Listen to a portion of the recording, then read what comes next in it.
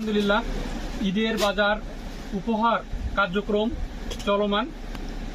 ঈদে যারা মধ্যবিত্ত মানুষের কাছে হাত পাততে পারে না এবং পিছিয়ে পড়া জনগোষ্ঠী, তাদের জন্য 500 টাকা নগদ সহ 975 টাকার ঈদের বাজার উপহার দেওয়ার কার্যক্রম চলমান। আমরা তো অনেক ভালোভাবে ঈদ করতে পারছি আলহামদুলিল্লাহ।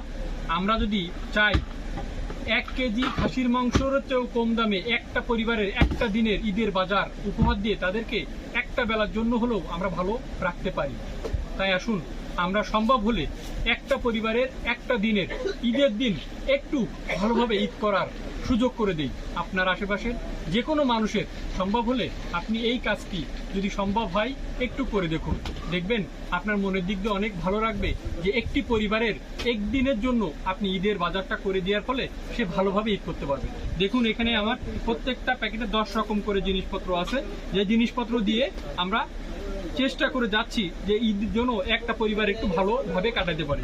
এখানে আছে তেল, এখানে আছে লাচ্ছা সিমাই, পেঁয়াজ 1 কেজি, আলু 1 কেজি, দুধ, আদা, এলিট চাল, বিভিন্ন মশলা, জিরা এবং সাথে থাকবে 500 টাকা, কারণ 500 টাকা দিয়ে সে ঈদে কেনাকাটা অর্থাৎ মাংস যেন সে কিনতে পারে, সেজন্য তাকে 500 টাকা হাতে নগদ দেওয়া হবে। মানুষের পাশে দাঁড়াই সম্ভব হলে একটি